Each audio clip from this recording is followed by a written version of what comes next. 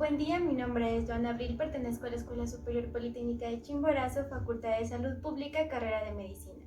El día de hoy voy a hablar sobre los focos de la auscultación.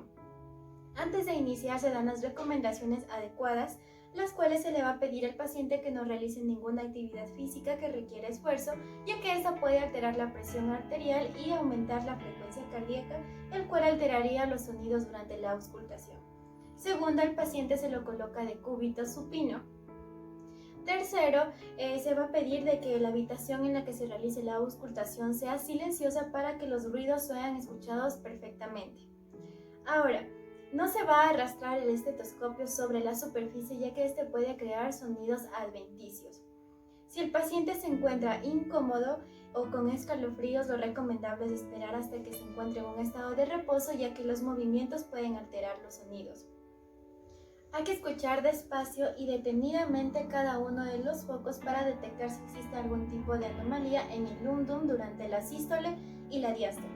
Ahora, antes de iniciar, ¿cuáles son las características y cuáles son estos tipos de focos en la auscultación? Tenemos los que son en la base y los que son en la punta.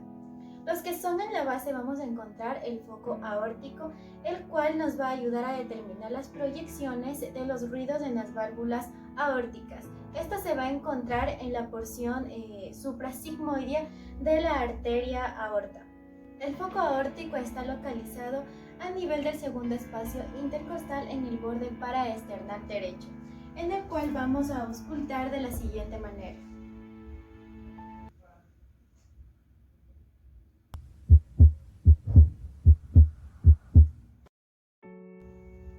Ahora, el segundo punto a auscultar es el foco pulmonar, el cual se va a encontrar localizado al frente del foco aórtico.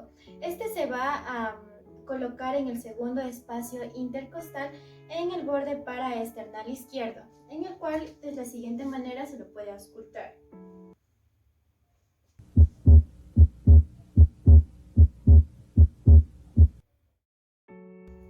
El tercer punto a analizar va a ser a nivel del foco aórtico accesorio, que se encuentra localizado a nivel del tercer espacio intercostal en la línea media clavicular anterior.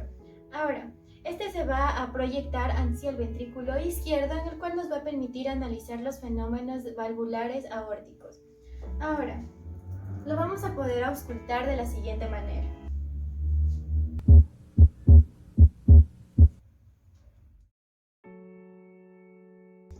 Ahora vamos a hablar de los puntos que se van a encontrar localizados en la punta del corazón. Para ello vamos a tener el foco mitral apexiano, el cual nos va a ayudar a determinar de mejor manera los ruidos que se encuentran a nivel de la válvula mitral en el ventrículo izquierdo. Este se va a localizar en el quinto espacio intercostal en la línea clavicular media anterior. Lo vamos a auscultar de la siguiente manera.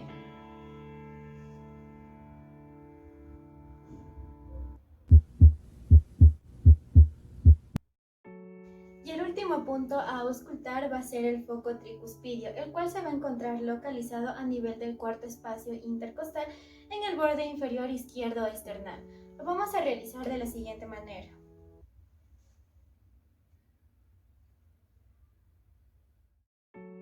Ahora vamos a hablar de los ruidos cardíacos, los cuales se caracterizan por ser 4, siendo los dos primeros los más audibles.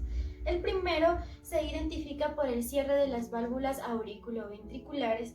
Este generalmente se puede realizar durante la auscultación, y para poderlo identificar de mejor manera, mientras se ausculta se toma a la vez el pulso, ya sea carotidio, para identificar el primero y el segundo tono, o si no, a nivel de la arteria radial. Una característica del segundo tono cardíaco es el proceso de desdoblamiento que se da aquí, ya que existe un retraso en el sonido de la arteria pulmonar. Esto se debe a que durante la expiración existe una fusión y durante la inspiración este se aleja. Con respecto al tercer tono cardíaco, este se caracteriza en los niños y en los adolescentes porque aquí es más audible. Con respecto al cuarto tono cardíaco, pues este se caracteriza porque no es audible o no se lo puede escuchar definidamente. Eso ha sido todo por hoy, muchas gracias.